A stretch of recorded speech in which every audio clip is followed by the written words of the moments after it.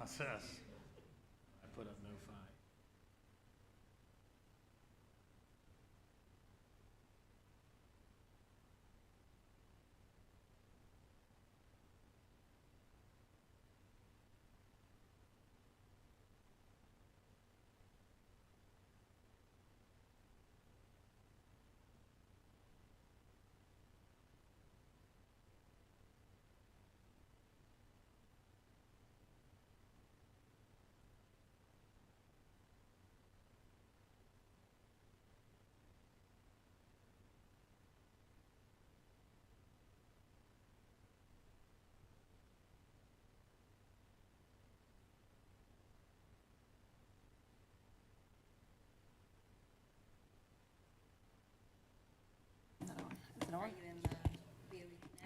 Yeah, I just don't, like, I have all the tabs open, but I'm just worried that it's not gonna switch between them.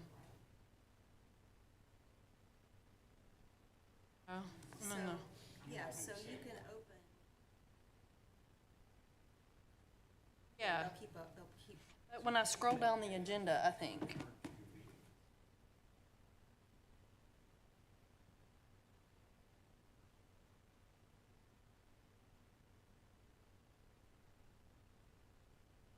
Oh, I don't.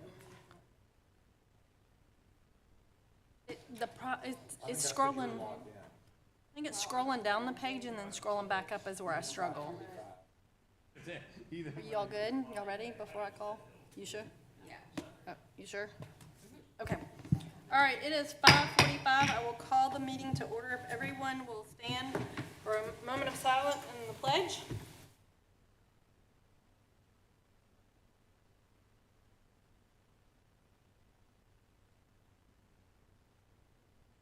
Flag. Pledge allegiance to the flag of the United States of America and to the republic for which it stands, one nation, under God, indivisible, with liberty and justice for all. Recorder, if you would call the roll. Laura Harrison, Here. Vice Chair Jeremy Burnett, Here. Keith Acton, Present. Deborah Thomas, Present. Michelle Childs. Here. We do have a quorum.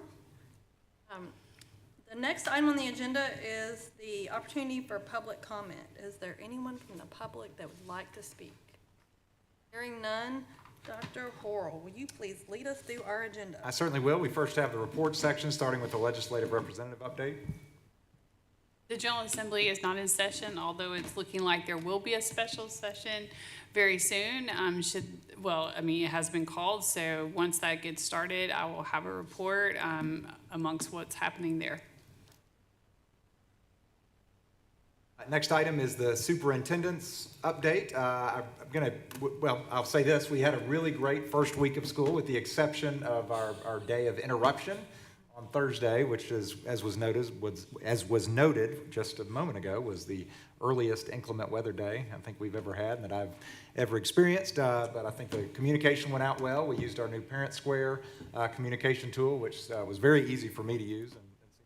And I appreciate MLGW crews getting us back up and running quickly. I was a bit concerned, certainly, but didn't seem to take the shine off the week. Teachers, administrators, the kids, everybody's just been great. So very proud of what they did, and we got a great, terrific second week of school up and running right now.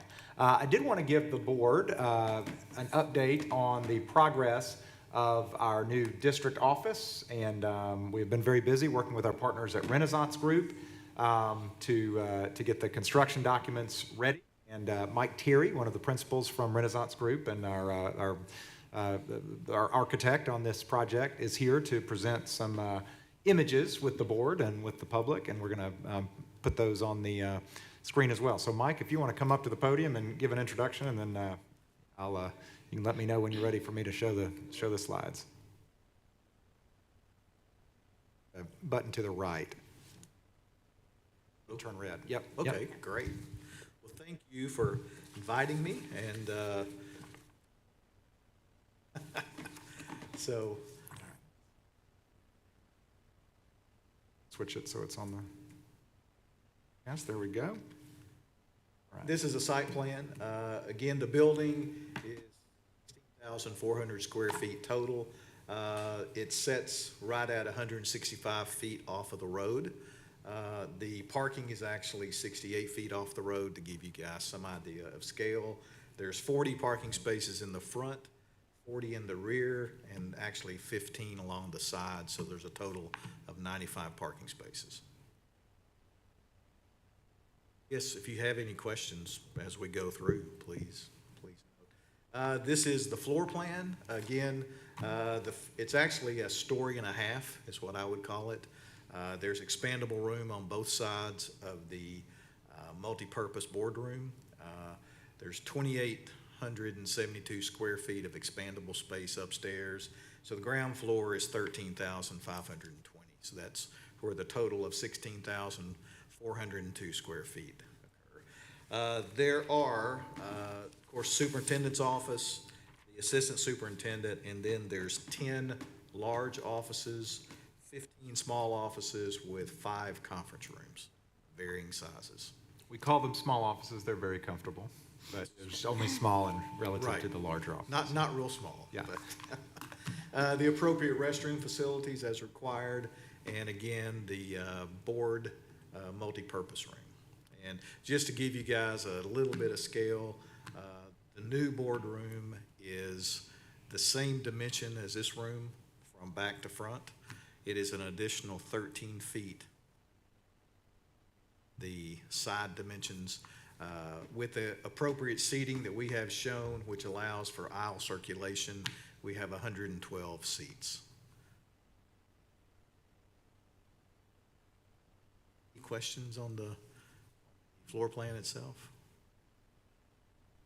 These next images are just images of the building. This is, of course, the front view.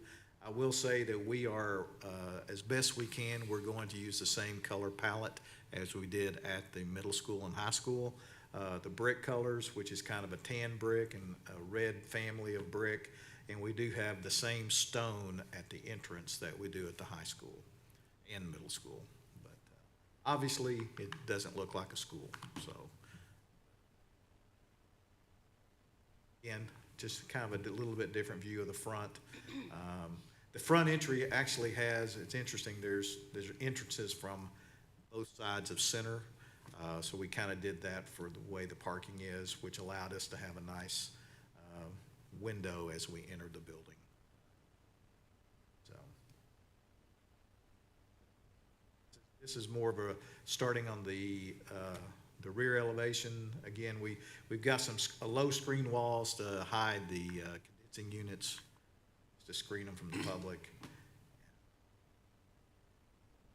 One of the nicest features is we have a covered patio on the back, which we hope everyone will get a lot of enjoyment out of it when it's a little cooler than it is today, of course.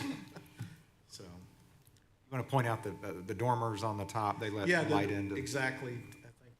Well, the dormers on the top are really what lets the light into the expanded area upstairs. We believe, we haven't done any real hard layouts, but we think we can get an additional, probably, if the need is offices, we can probably get an additional 6 offices. This is a view of the boardroom. And these are as accurate as we can be with our software of colors that we had proposed and are approved. And with the Lakeland School System logo and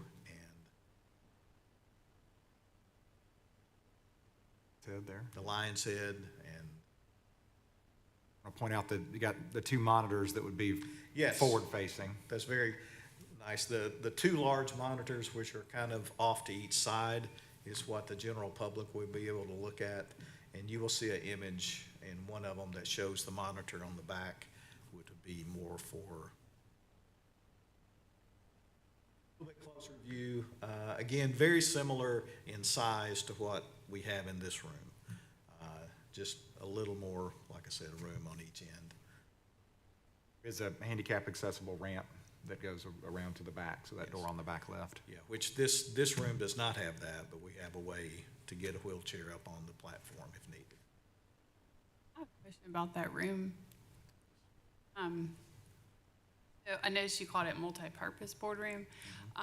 Like, how much storage is there? And I mean, are those chairs like stackable? So, I mean, would it be possible if, you know, you wanted to have an event or something and bring in like round tables if you wanted to have a retirement party, or I don't even know. I'm just, you know, because I know some. If you go back to the floor plan, I can kind of walk you through that. I'm going to walk over there. Okay. There's doors.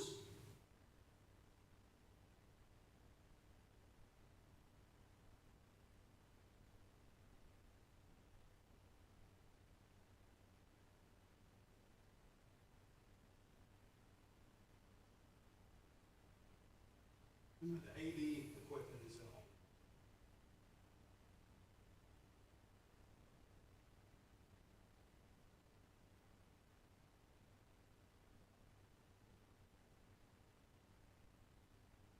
It'd be possible to, you know, stack some of those chairs and then have maybe some smaller round tables if you wanted to have, you know, a training. It was or something. designed with that in mind, Okay, for good. professional development. Yeah, things like that, Meetings, or- receptions, if we need. Yeah. Okay, great. And And that's why. there's go a ahead. fairly,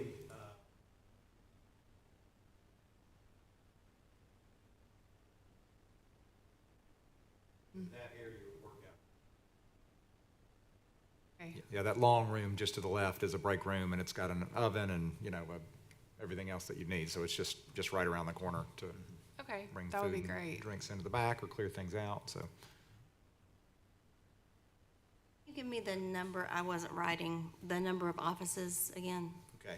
There's the superintendent and the assistant superintendent. And there are 10, what we call 10 large offices, 15 small offices. Okay, And also 5 conference rooms of varying sizes. okay.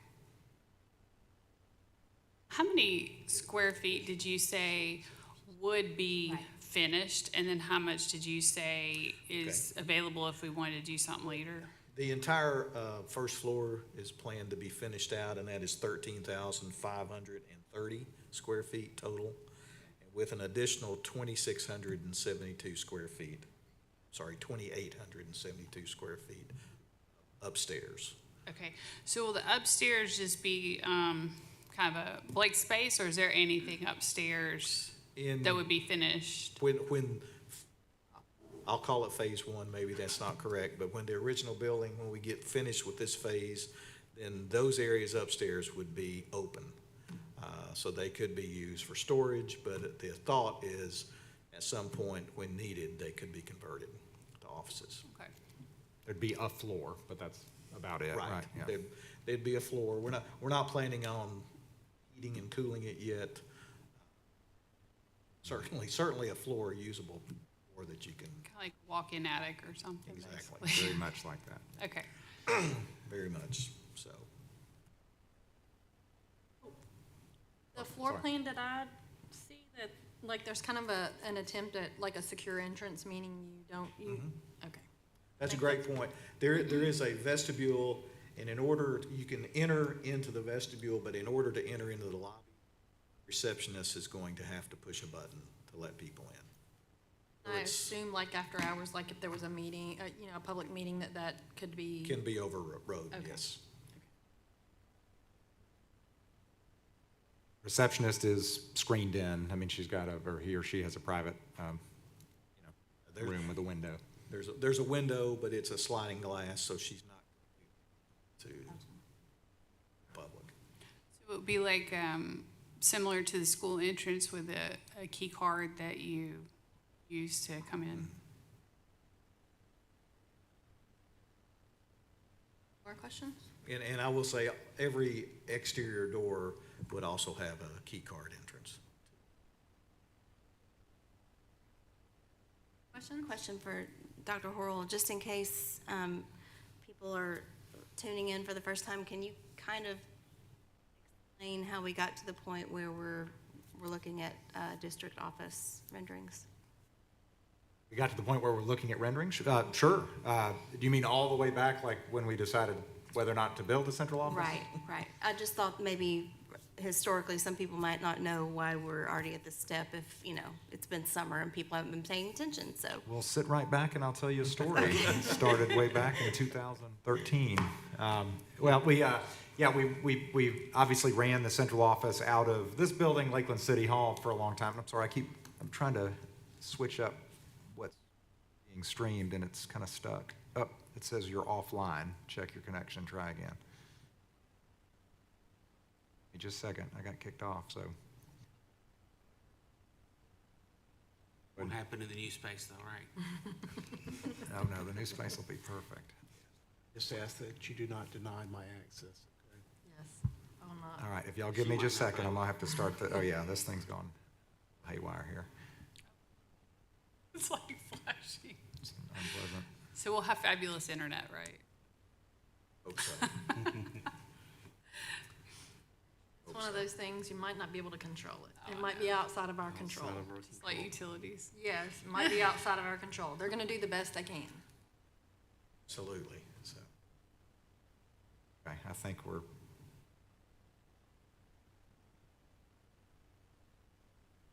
Back up. Forgive me for that. Anybody watching at home as well. So we started off with our district office being run out of this building, Lakeland City Hall. Once we started to add staff and we were having to share spaces to the point where we felt like we were kind of putting the squeeze on our own staff and also limiting the ability of the city of Lakeland to expand as they were also growing. We moved out in, I think, September of last year or somewhere abouts there into Lakeland Prep. So we've got a wing on the high school wing that is unused. And we feel like they've got enough room for us to be there through the end of this year before we start to kind of be in their way as well.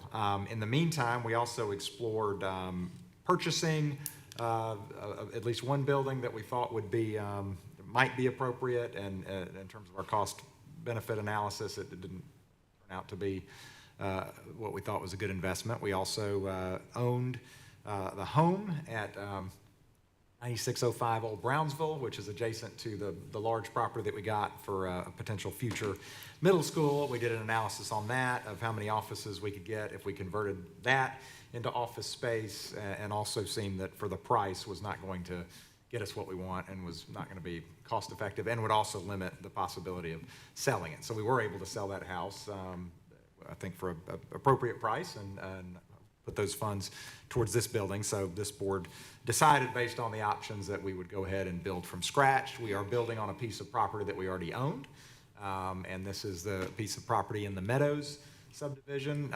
There's a little kind of dog leg that, or panhandle, however you think of it, that goes down on US 70.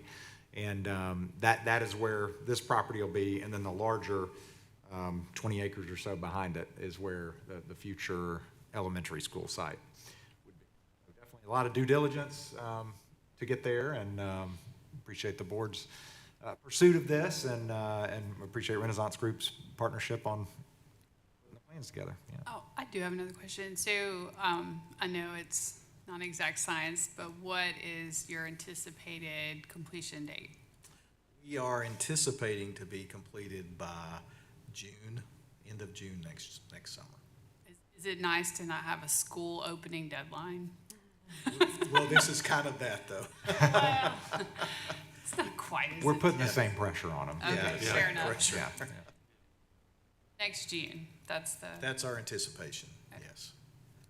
Barring any reasons on out there. pandemics, Pandemics. closures. No, stop. Okay, Yeah, Bad weather, bad weather. crazy weather. right. Which we've had some really Yes. crazy weather this summer. I appreciate your thoughtful arranging of things, and these renderings really, really help us visualize. You know, we don't have to just imagine. These are really, really Yeah, and Really that's nice. actually the view looking out from here. from your perspective. Right. And that TV monitor was intended for the board's use.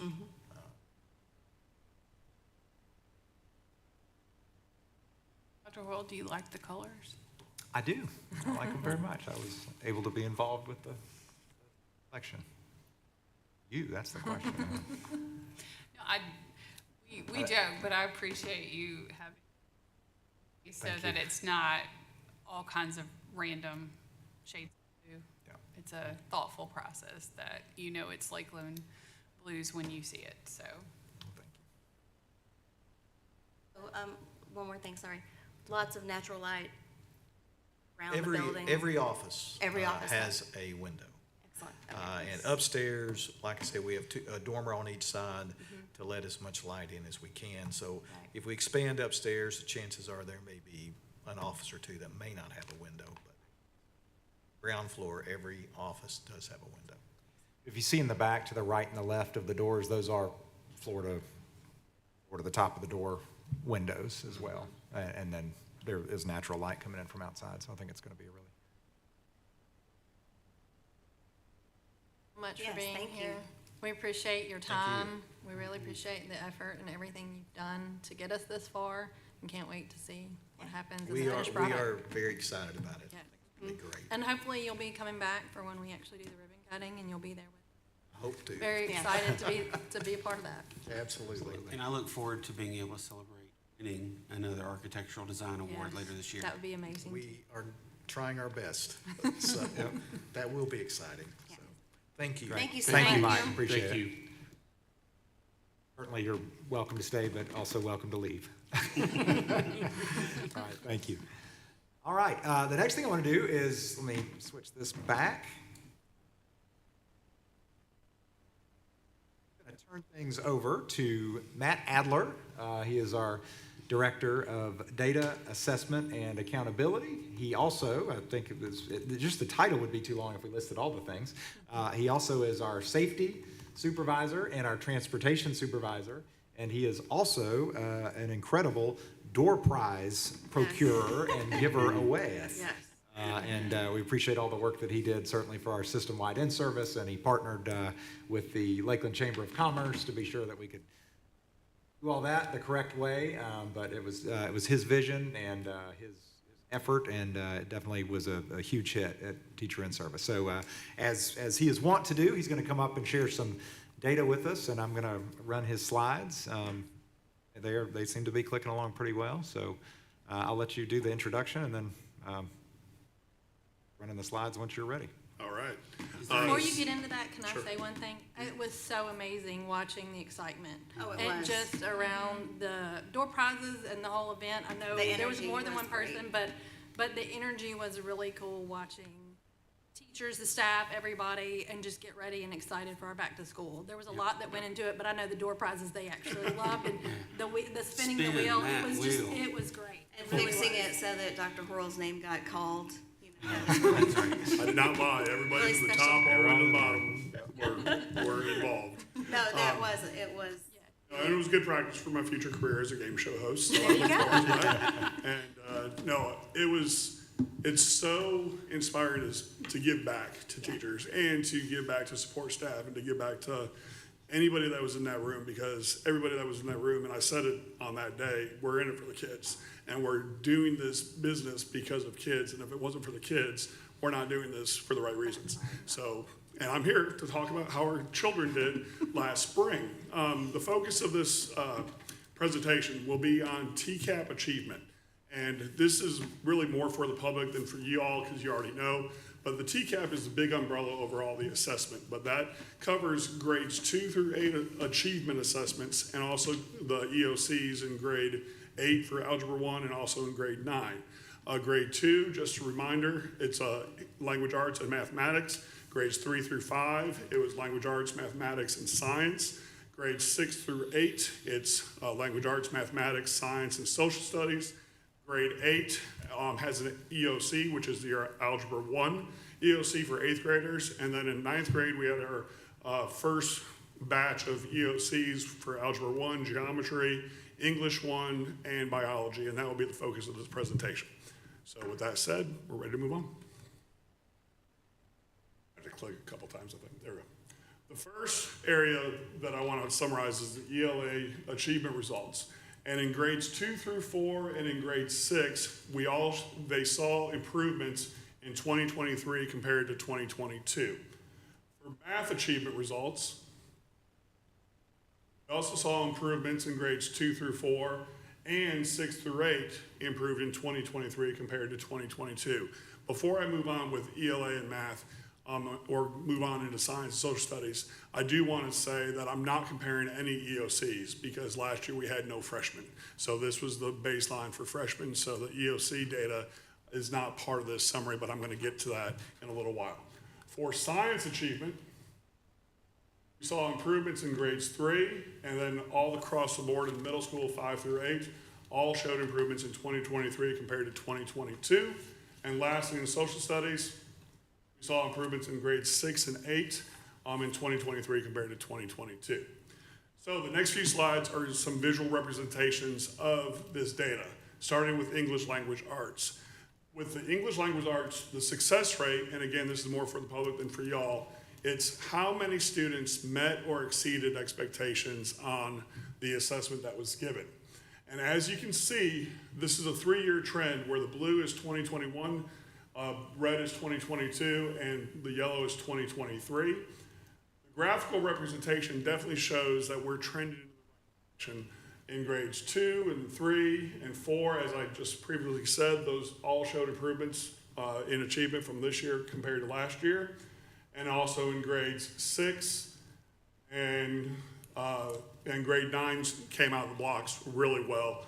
Actually statewide, we performed, I don't want to say this off the top of my head, but I think we were top 3 somewhere on there for statewide for English 1, which is a great start for our high school courses. Move on.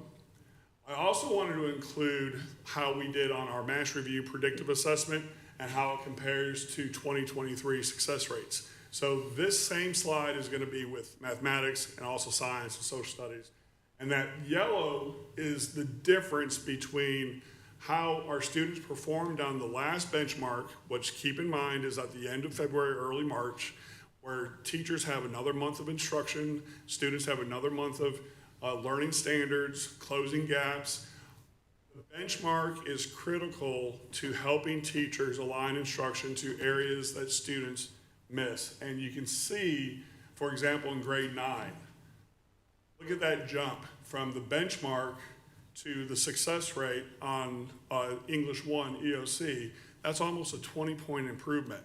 That's what you want to see because those teachers have that time and the students have that time to really kind of focus in what they need to know going into the assessment. So, and I've also said this in previous presentations, if it's about a 10% change, 10% or below in terms of the difference between MVP and the actual TCAP, I think it's a pretty good predictor. And anything above that is great, especially if it's positive. Anything below that, it may be a red flag that we have to look at, but thankfully there were none that were double-digit losses between the MVP to the TCAP. Okay, moving on to math. As you can see, grade 2 improved, grade 3 improved, grade 4 improved, 6 and 7 and 8. That's tremendous because last year math was a focus, and I know our instructional supervisors focused on math.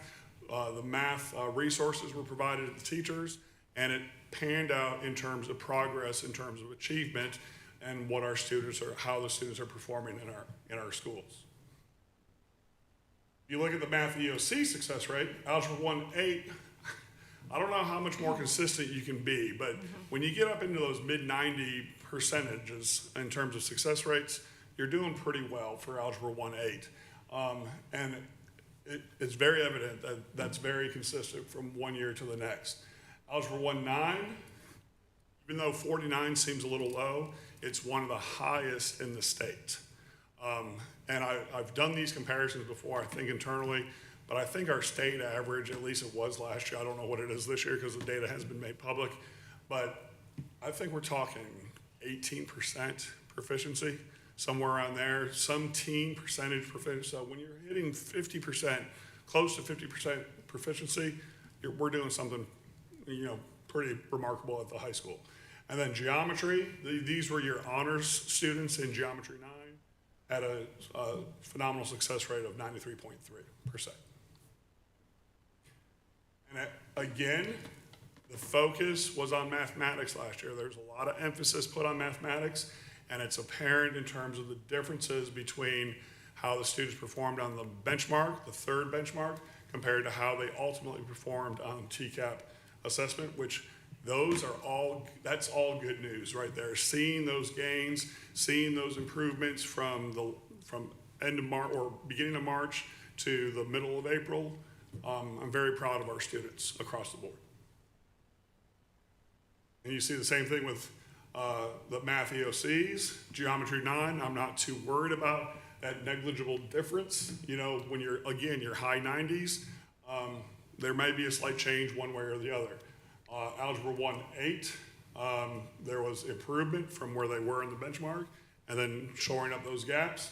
And in Algebra 1, 9, there's also a significant change from the benchmark to the actual TCAP. But to your point on the Geometry 9, what's the population size on that? Any students we're talking? 40 kids or less. So that's statistically insignificant. And I really shouldn't say significant. I always say that, it's bad verbiage.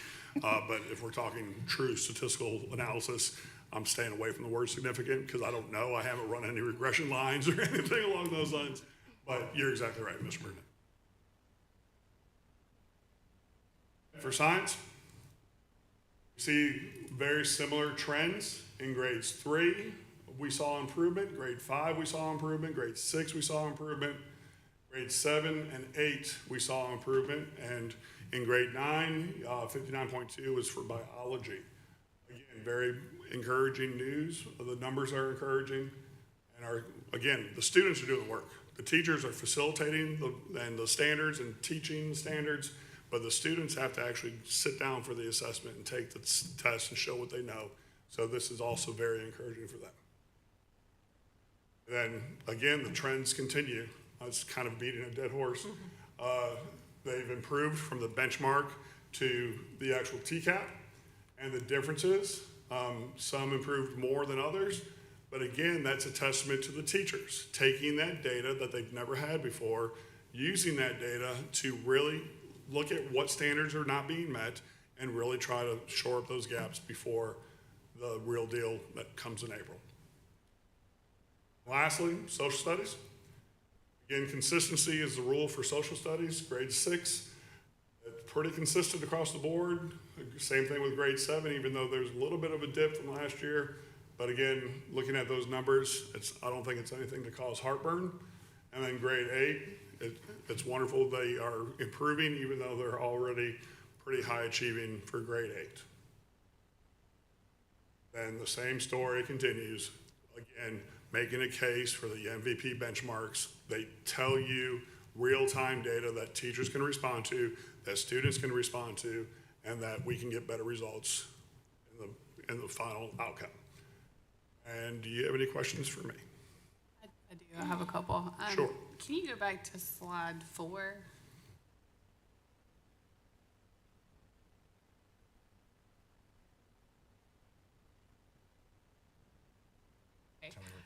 Yes, that's it. Thank you. So I'm not particularly familiar with the details on the difference between the TCAP and the EOC. I mean, I know my kids take them, but so you look at last year's 8th graders and they score like 40%, which granted, we're on, as you point out, we're on an upward trend anyway, with all the extra learning Right. since the, odd year out and partial year. But that is quite a leap, that all the grades didn't necessarily go from 40% to 64% from one year to the next. And, it's a different measurement tool. Is the EOC for English, is it not as difficult or than the 8th grade ELA TCAP, or is it just so different you can't really answer that, or do you have any feedback on that? The feedback that I can give is that EOC falls under the TCAP umbrella. Right. The TCAP umbrella covers achievement and end of course, where the end Right. of course, I have speculations. I don't want to speculate publicly. Privately, I'm more than happy to give my 2 cents. I don't think test is written to be any easier than what it is in 8th grade or in 9th grade, or vice versa. I think the difficulty is about the same, but I also think that there's a lot going on in the mind scheme of an 8th grader compared to the mind scheme of a 9th grader. Also 9th grade, there's a little bit, once they get to high school, there's higher stakes, meaning that EOCs count, they have to earn credits, they have to work their way towards passing English 1 to be able to become a sophomore, and then passing English 2 to become a junior. Those are all hypotheticals. I don't know why there's such a drastic jump. I think next year we'll have a better visual because we'll be able to compare our 9th graders, English 1, to 10th grade English 2. And if you either see consistency or either jump or decline, then we may have to speculate some more. That's the best answer I can give in a public forum. Sure. And the other question I had was, overall, are the teachers, what's been their reception to the benchmark that you've been using and, talking about? From the people that I work with, it's been very positive. They enjoy seeing that data. They enjoy seeing the snapshots throughout the year. The negative feedback is we're losing instructional time because we have to give a test, but I kind of combat that with it's not losing instructional time if you're seeing where your students are at a given point in time. But the feedback has been favorable for the most part. And I think the principals could tell you more because they deal with the teachers a lot more than what I deal with. But from talking with instructional supervisors, talking with people in central office, and also some side conversations with a few teachers here and there, it's all been very positive. I get as well. I think.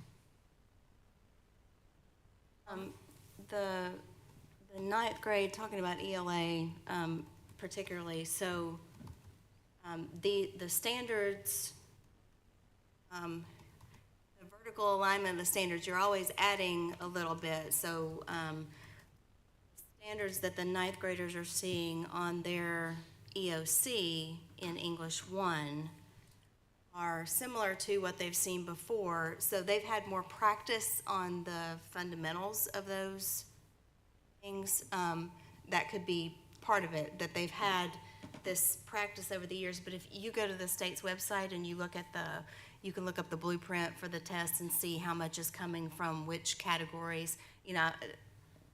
I looked at my own sons and you can look at the categories and you can compare their previous and see that the categories are the same, but there is more being asked of them as they get older. Correct. So, And it's different applications Yes, as well. yes.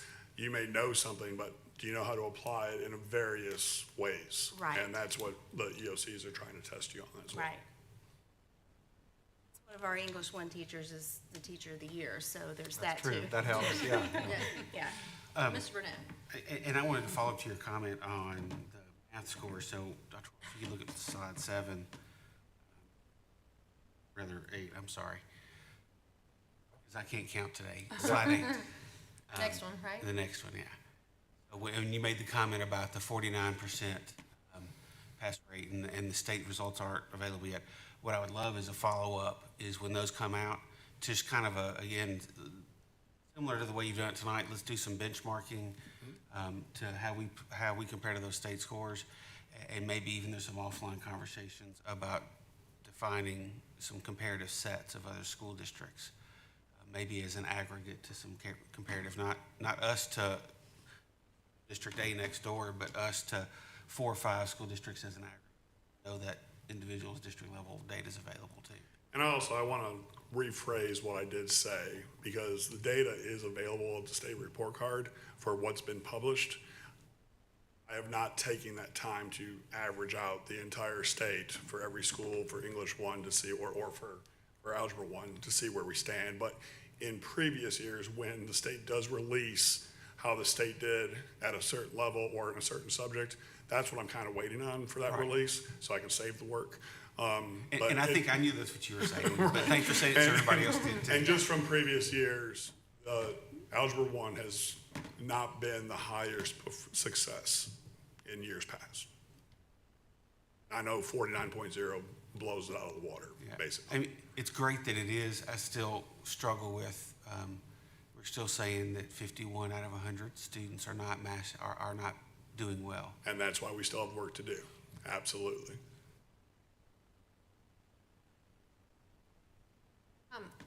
Just to wrap that whole math conversation up, so the grade level 9 is taking both algebra and geometry. So this is 200 students, let's just call it, or 175 students. So if potentially, we could say, okay, the weighted average of this and the weighted average of this and get our true math score. So 49 is not the whole ninth grade body, and 93 is not the whole ninth grade body. Those are subcomponents of the ninth grade body. 49% is the average of the Algebra 1 ninth grade, the ninth graders that are enrolled in Algebra 1 only. 93.3 are the ninth graders that took Algebra 1 as an eighth grader, can move on into geometry. So I don't think you can just lump it all together and kind of take subparts, but you have to look at it separately. Next year, when we have all those ninth graders that took Algebra 1 are now taking geometry, we'll have a better apples to apples. Well, but at that point, we would have the students, though, that are in geometry now, they'll be in a different math. So we'll They'll be in still Algebra only 2, have a right. breakout essentially where it's not the whole ninth grade that we're looking at. It's whatever individual courses they're taking. Correct. Okay. Yes. And I think that conversation around pathways matter, because similar to what Ms. Thomas said earlier, when you're looking at English, it's still English, it's ninth grade English unless they happen to be moving ahead. Algebra is not geometry. I mean, they lumped in as math, but Right. they're not. Neither is pre-calculus or Correct. calculus. They're still math, but operating in the 1600s, 1700s, Right. in history of what was cutting edge. I think it's a good point to say how well overall we do at math, but getting into those details is important too. When are our MVPs coming up? When will be our first ones? Our first one is at the end of September. It goes into early October. Second one will be in December, and the third one will be early March. Spring break, yeah. I'm glad we have that tool, and thank you for digging into it. And I will say that the difference between the third MVP and the TCAP, that's why teachers are so exhausted in Yeah, March and April, because there's so much to address. They're wanting to make sure that they hit all those things that the data show need to be hit again. but it's also really encouraging because I use the analogy of going to the doctor. You can go to the doctor and the doctor can tell you you need to change X, Y, and Z, but if you don't change X, Y, and Z, you're still gonna be sick the next time you go see the doctor. Right. Whether you see the sickness or whether the sickness is underlying. Same thing with teaching. If they see what the data says, and if they can respond to it and the students respond to it, you're gonna get better results compared to if they ignore the data or if they never had the data and then they don't know where they're going, they're flying blind and they end up with the same results. And I want to comment to that too, because that's a great point.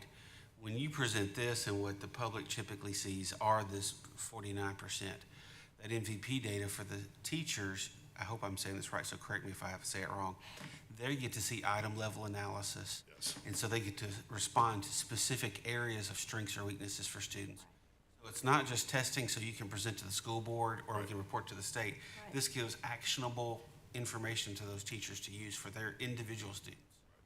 The item analyses and the standard analyses are tremendous because PLCs, since we just had that conference, they could group the whole, let's say, fourth grade in math without names, and you could see the standards in red that have been missed, the standards in green that have been mastered, and then you have a few kids that may show a few green, a few red, but for the most part, it's mastered.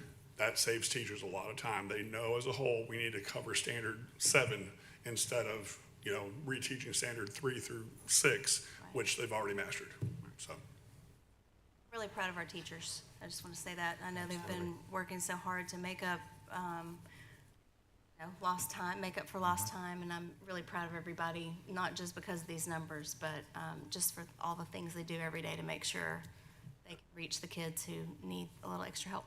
And I'm really glad you said that too, Ms. Thomas, is that the reality is kids are recovering from when the school got shut down due to COVID and due to the recovery from pandemic or from trying to do school normally.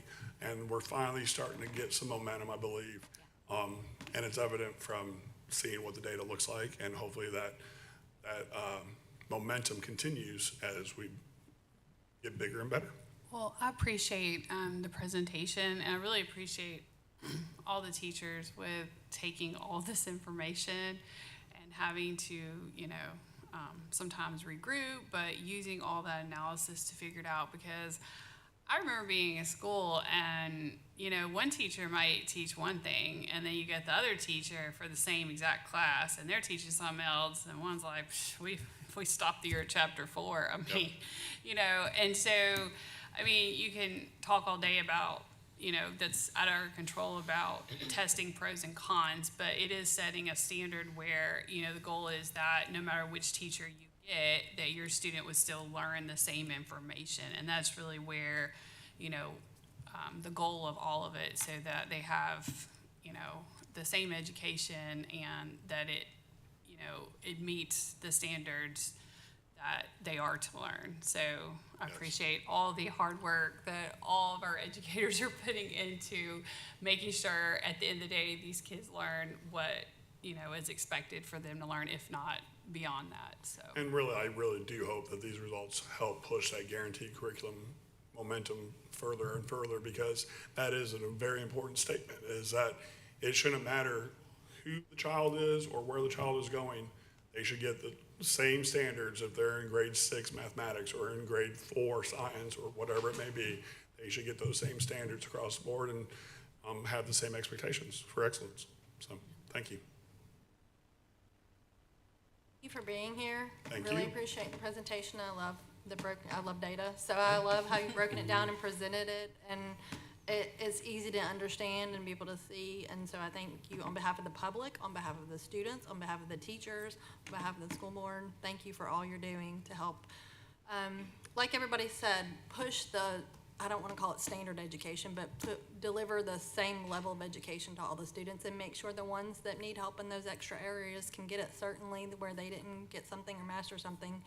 And I know if I was sitting in a teacher's seat, I would appreciate the fact that somebody else is breaking this down for me to say, I need to go back and teach 2, not 4, as opposed to being flying blind.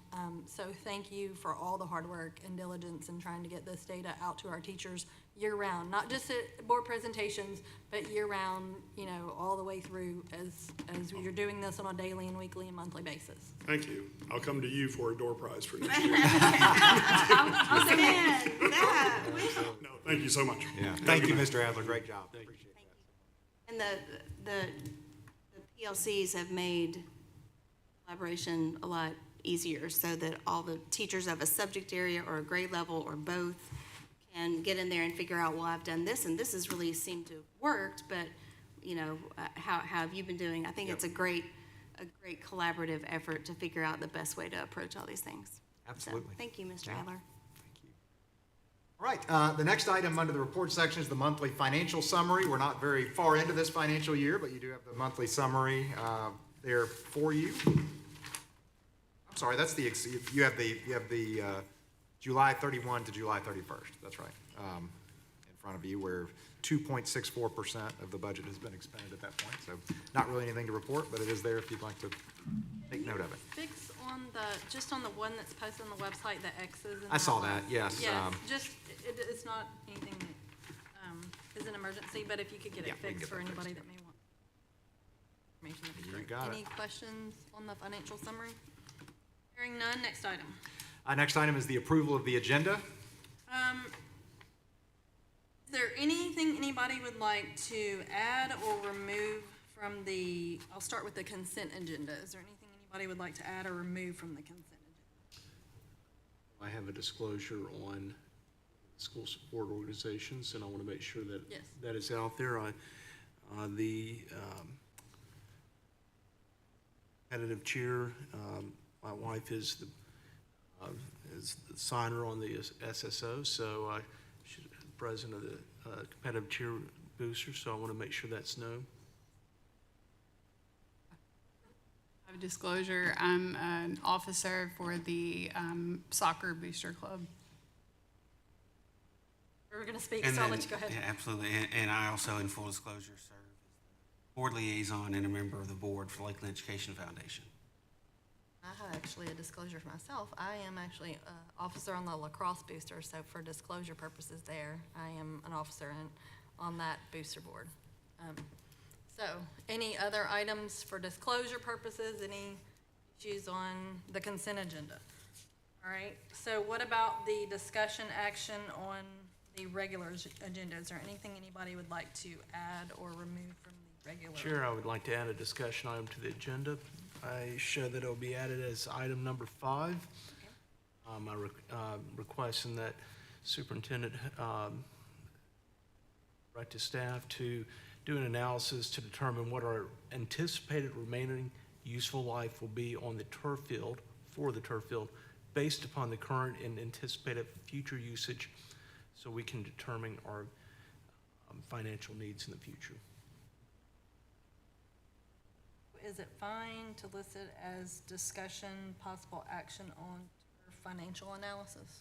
Or useful life and financial It'll analysis? be an analysis, so yes, Make sure I say it right. yes, that's good. Life and financial analysis. Have that. Got discussion action of analysis to determine anticipated remaining useful life of turf field. I think if we stop there, the second part would be. I think we're fine. Part of that. Okay. Yeah, perfect. Okay. All right, any other items the board would like to add or remove from the agenda? Is there a motion to approve the agenda with the additional item? So moved. We have a motion, is there a second? Second. We have a motion and a second. All in favor, say aye. Aye. Any opposed? Motion passes, the agenda is approved. Next item. Next item is approval of the consent agenda. I'll make a motion to get this item on the floor. Is there a second? Second. We have a motion and a second. Any discussion? Hearing none, all in favor say aye. Aye. Any opposed? Motion passes. Next item. Next, we move into our discussion and action items. First is the review of TSBA resolutions. Is there a motion to get this item on the floor? So moved. We have a motion. I'll make the second. All right, per our conversation at the work session, we came up with 2 resolutions that I'm bringing forth at the board's request and recommending that the board take to, or submit to the TSBA for their legislative meeting at the annual convention. And if we want to take them one at a time, the first one is Resolution 23-801, which concerns waivers for end-of-course teachers. Any discussion on this item? Other than to thank Ms. Childs for bringing this to our attention and working with Dr. Horrell to get written. Thank you. Absolutely. Yes. More discussion on this item? Hearing none, all in favor of approving waiver, I guess the resolution, make sure I say it right, a resolution supporting granting temporary permits for teachers of courses for which an end-of-course examination is required, say aye. Aye. Any opposed? Motion passes. Next item. Next item is Resolution 23-0802, which is preschool student funding for, it's actually a resolution requesting funding for the special education preschool students in the Tennessee Investment and Student Achievement Act, or TISA formula. Motion to get this item on the floor? Second. So moved. We have a motion and a second. Dr. Horrell, will you present this item? Yes, this was one we also discussed, as the board knows, and as we've been pointing out for years now. We have three special needs preschool classrooms that are made up of special needs preschool students as well as typical peers, and I think it winds up being a grand total of about 42 students or so. Each of those 3 classrooms has 1 teacher and 2 assistants. None of that is funded under TISA. It was not funded under the BEP. It should be. There's no logical reason. We're required by federal law to provide those classrooms. The state is required by federal law to oversee those classrooms and give us directions on how they should be staffed and the number of typical peers that should be in there. Ms. DeLoso, who is here, Angie DeLoso, the assistant superintendent, has been working diligently since she joined us 8+ or so years ago to make sure that we have outstanding special needs preschool programs, which we do, but they certainly should be funded. So that's what this resolution says. On this item? I did have a question. I know you said some schools it is funded, but ours it isn't. So generally, broad strokes speaking, what makes ours, like, how do you fall out of that? And because I guess we'll be asking them to fund those schools like us that are not covered. And let me clarify, because it's very confusing, and I probably said something that made it more confusing. Okay. There are voluntary pre-K programs that school systems qualify to receive grant funding for. They're actually separate, but sometimes they're kind of handled in cahoots with, or in conjunction, I'd say. Cahoots makes it sound untoward, I'm sorry. In conjunction with the special needs programs. But they are a separate category. Our school system does not qualify for VPK funding. What I've found is a lot of time the legislators think that's what we're talking about. They think, well, they've got the VPK funding, you know. So I usually make that distinction that this is not VPK. But every school system in Tennessee is required to offer these preschool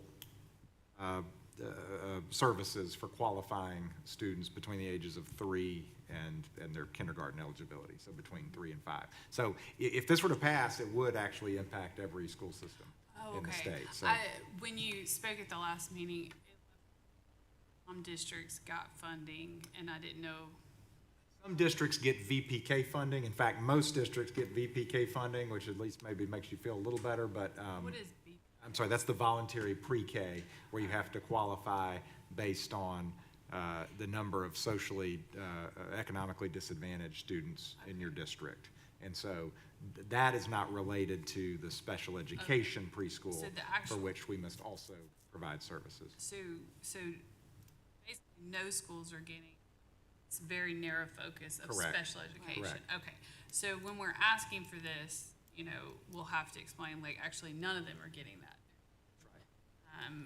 A voluntary possibly. Yeah, but which it's- which is different. based on the confusion I caused, I probably shouldn't have even brought it up. But No, it's okay. I just wanted to be clear because when we go for our legislatures, because to your point, a lot of them think some of it's already being funded, but They this do. is not the special education Correct, and for they no tend school. to, they tend to think, because they've had conversations about VPK, they've already taken care of it. But That's special come up. needs and including the typical peers are not funded It's for not anyone. funded at Okay. all. And when they turn 3, they are the responsibility of the school district.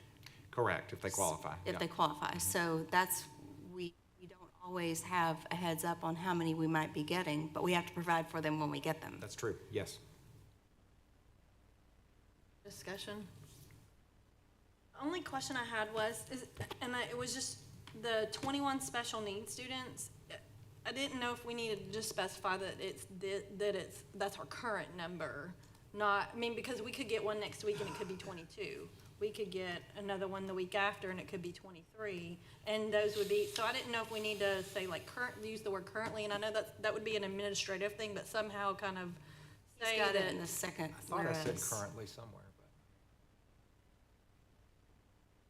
Lee's in there. but. Yeah, I just- All those numbers are subject to change. One of the pieces of advice that we've gotten from TOS and other organizations, and we've had some luck with, is that if we use concrete examples, it reads Right. better. If we don't say we have a lot of them, or we have a range, if we give them this snapshot in time. I mean, that 22, 29 will change. Yes, but tomorrow. I guess maybe insert between the word which currently served, just because, I mean, I guess you could refer back to it, but you've got 2 different whiches there, and so I'm just saying making sure that we're saying it's currently that number of preschool students too. With the board's It's approval, we just- can certainly add currently So, to that. But at the end, it's basically asking that they fund all of these special needs and the typical peers.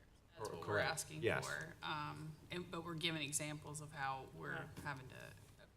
It's the base, TISA is 6,000, what is it approximately? You don't have to look it up, but, 6,879. so let's say I it's don't know. 6,800.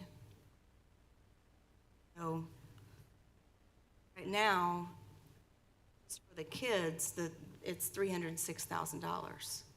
That's an appreciable amount. And then we're talking about, what do we say, 3, 6, 8 staff members? I And mean, then, and then you're supposed to get multipliers if they're special needs students. Right, You're supposed to get additional dyslexic or- beyond the yeah. base. Right, They right. have therapy. So that's a minimum in Yes. terms of how many students and the financial impact right now. Correct. And we have to figure out how to find those funds and dedicate them to our awesome preschool program. The problem will be, you know, if TSBA passes this and a legislator, you know, sponsors a bill, if they get to the point of doing the financial note, they're gonna go, wow, which is gonna be like, yeah, wow, that's how much unfunded money that schools are required by law to Right. carry Right. without any funding statewide on special needs preschool students and their typical peers. That's required by law to have an equal number. It's huge. And as long as I've been on the board, we've been talking about this. We have them. No, thank you for also putting this resolution, because we have talked about it, but we haven't actually done a resolution before, and I'm sure there will be a lot of interest amongst other school boards I as hope so, well. yeah. You had any discussion with any of the other municipal superintendents about if their board are potentially looking at bringing something like this I forward? was asked just today to send the version if our board passes it. My hope is that other boards would, one of the reasons I put those numbers in there is my hope is other boards would just drop in their numbers. Because I mean, numbers, that's a district with one large elementary school. Right. Yeah. Do you think they're interested in trying to get a waiver with the EOC? I would assume that would if you haven't run right into that one, you Yeah. know, it may not Right. smart like it does Yeah. us, but I think this one, everybody would be on board with. I have a hard time thinking anybody would oppose it, but That's what I'm thinking. Yeah, just include it, just Yeah. when you send both, and if they decide to do something with it. Yeah. Any more discussion on this item? Hearing none, all in favor say aye. Aye. Any opposed? Motion passes. Next item. the next item is approval of Lakeland School System job description for benefits manager. Make a motion to get this item on the floor. Is there a second? Second. We have a motion and a second. Would you speak to this one, please? I will. If we were to guess how many employees we have in Lakeland School System now, my guess is most people would underestimate. We have 288 employees in Lakeland School System. We're adding an average of, I'd say, between 17 and 20, probably for each of the next 2 years to meet the needs. We are, as I've said, we are no longer a all-school system, really relative to the rest of Tennessee. I actually did the math of where we are right now, and I think we're in the, make sure I do this right, I think we're in the 36th percentile, which means, you know, out of 100 school systems, 35 of them are smaller than we are. Again, we're not the biggest, but we're no longer just this tiny little school system that needs just a few people to run it. This is, I think, a much needed position. As I've said before, Ms. Millspaw is currently the Director of Payroll, Human Resources, and Benefits. And you can imagine with 288 people, with the Benefits Administration in particular, this is everything from when a teacher or staff member needs FMLA, and the rules we all know have changed on that, or any kind of leave, certainly their health insurance benefits, their retirement benefits. In some cases, we're dealing with COBRA or unemployment benefits. Those things come up as well, unfortunately, and just any number of the day-to-day things that focus on benefits. So I think peeling this off into a manager position that could work under Ms. Millspaw, but actually have some actual authority and ability to directly deal with our growing number of employees, I think would be an asset. I know, like many of our board members, I don't want to speak for anybody, but you know, we're hesitant to, we certainly don't want to swell, we certainly don't want to unnecessarily swell the size of the administration at the expense of the classroom or teachers or anything like this, but this position, you know, as much as any other, directly benefits teachers and would work directly with teachers and staff to make sure that they have what they need so that this remains an attractive place for employees to work. So highly recommend this one. I'll own being one of those people, because when Dr. Horrell and I first talked about it, that was the first question, and he said, I knew you would be asking me that. So my concern is always when we add a central office staff member, is it needed? Do we need it? Dr. Horrell and I've had that conversation more than once, and again today in particular with this position. And again, he's convinced me it's needed, it's necessary. Given the number of employees we currently have, nature of the job, I certainly support this idea. I would also like to add, I personally appreciate the educational requirement that I missed until just a few minutes ago, requiring a minimum of an associate's degree. It is an associate degree level at a minimum, sort of a professional position, so I appreciate that as well. Discussion on this item? I'll also say, when you talk to new teachers, and Ms. Millspaugh is one of the first people who interacts, they're always just glowing about their, ability to ask her any questions. She gives any answer. So it's amazing she's been able to do this for so Amazing. long. Yes, it is. And I'm sorry it took us a while, but I'm completely in favor of sort of dividing up these responsibilities, and also, providing a little coverage so that if Ms. Millspaugh be out, you've got somebody who can just kind of pick up, and then she doesn't have, 10 times the amount of work waiting when she comes back. So I'm really pleased to voice my favor for this job description. On this item? Hearing none, all in favor say aye. Aye. Any opposed? Motion passes. Next item. Next item is related. It's the approval of the update to the 23-24 salary schedules to include the benefits manager position under our pre-existing manager level. I'll make a motion to get this item on the floor. Is there a second? Second. We have a motion and a second. Dr. Horrell. As I described, we believe this would fall under the manager level. We have some manager positions already, so it's not a brand-new salary schedule from scratch. It lines in with that level of the organizational chart. On this item. One thing to note that I didn't note in the job description, but just that it is here, that this is a 12-month position. So Yes. This would be available even in the summer months for whatever employees may need contact and Unfortunately, they'll information. be cranking in the summer months. Yes. It's one of So- the busiest times. Yes, especially with new certainly in hires and things benefits. like that. Yeah. So this person would be available for that benefit role 12 months a year. 100%. That's right. So, all in favor say aye. Aye. Any opposed? Motion passes. Next item. Next item is also related. This is FY 23-24 budget amendments. So this is the amendment to the budget that would allow this position to happen. Is there a motion to get this item on the floor? So moved. We have a motion. I'll make the second. Dr. Worrell. I will note that this is a zero-sum change to the budget. This is just reallocation of funds that were existing. Discussion on this item? Motion approved. All in favor say aye. Aye. Any opposed? Motion passes. Next item. Next item is discussion action of analysis to determine anticipated remaining useful life of turf field. Is there a motion to get this item on the floor? So moved. We have a motion. Is there a second?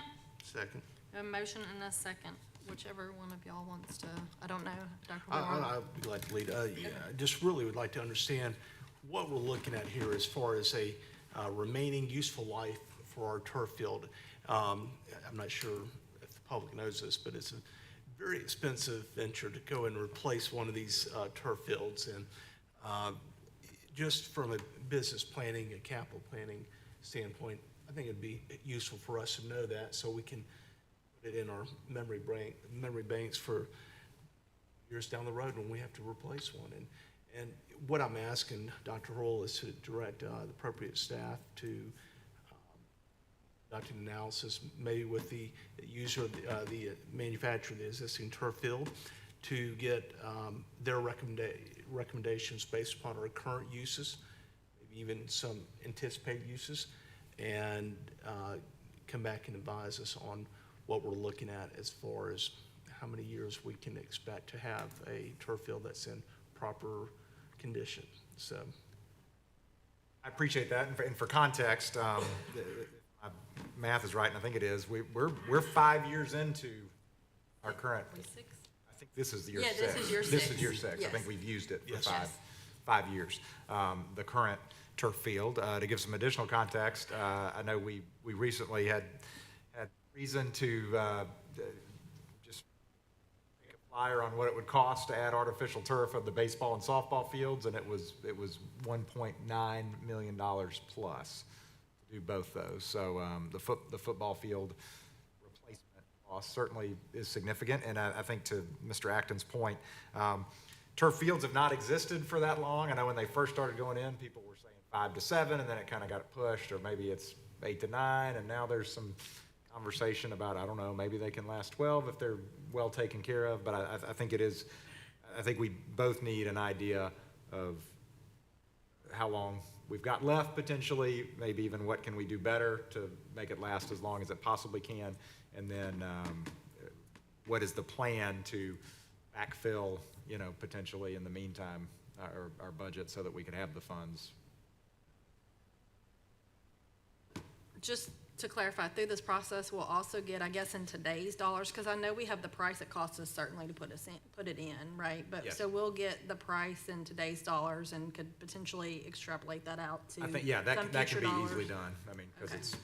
we know the, Petroleum-driven product, so as gas goes up, Right, you can anticipate that to go up as well. right.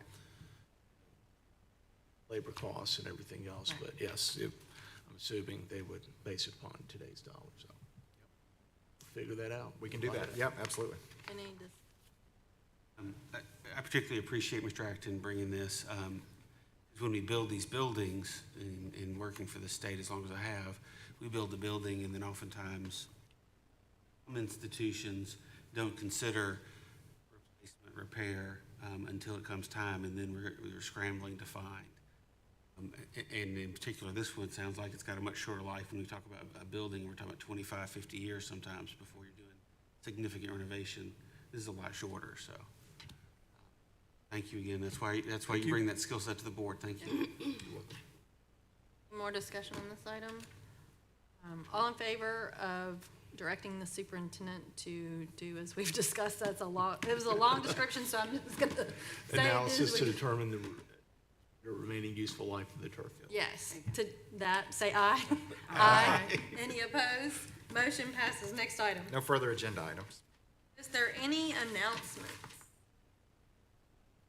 I just wanted to say publicly, well, we already mentioned Mr. Adler's hard work with the door prizes, but to just thank all the businesses, the local Lakeland businesses, the nearby businesses. I mean, I was overwhelmed just hearing how many had donated various gift cards, and I know that our teachers and staff really appreciated receiving those. So I just want to thank all the businesses and they did that. Thank Let you. me say one more time, I said it, but the Lakeland Chamber of Commerce was instrumental in doing Yes, and that. thank They, you for they were the saying pass-through organization for those door prizes, and we really appreciate them taking that on for us. And They're Miss- always there when we need them. And Miss Buchanan was there, like Lit- helping hand out and Yeah. just physically doing a lot of work. They're that it- tremendous partners, Yes, for sure. yes. Yes, thank you very much to the chamber and the businesses that supported us. I do have our September meeting, just for clarifying for announcements, we have one September meeting, is that correct? There's not, I don't know that there's, I can't remember if that's the month we have Labor Day. strange dates. We have a holiday, don't we? Yeah, there's the Labor Day holiday, so just for an announcement purposes, I think it's different The next business month. meeting is Tuesday, Yes, September 5th. okay. There is Yes, no for the work public, session. there is a different day of the week for our meeting, plus we only have the one meeting. So just announcement purposes, remind everybody that it will be different in September. Thank you for noting that. Any other announcements? I think we have a big game this week. Yes, we have our first home Friday Night Lights high school football game. So for those that can attend, certainly attend, I believe. Football game, cheer will be there, band will be there. There will be visitor and home concessions, so please visit both so that we can support all of our organizations. High school volleyball kicks off their season against Yes, Collierville soccer, tonight. Right, Uh, this week? I don't think think soccer's soccer's this- Saturday. Oh, it may, I think maybe Saturday, I don't if see I it on remember. there, but it may be. I thought I saw it on the announcements from May the have. school. Yeah. May have. Had a great article on the soccer team. The and girls' I soccer wanted to- team. Yeah. Yes. That was awesome. So exciting to see the girls' soccer team this year and what they're gonna do too, with the coverage that they've had and going into this second season. Really excited to watch their potential as well. Any more announcements? Hearing none, I'll make a motion to adjourn. Is there a second? Second. We have a motion and a second. All in favor say aye. Aye. Any opposed? Motion passes. We are adjourned. I am not certain about the status of the stream. Something may have gotten locked up, but it's kind of hard to tell. Good night, thank you. All right, thank you. Oh, good, okay, all right, well, then I'm gonna.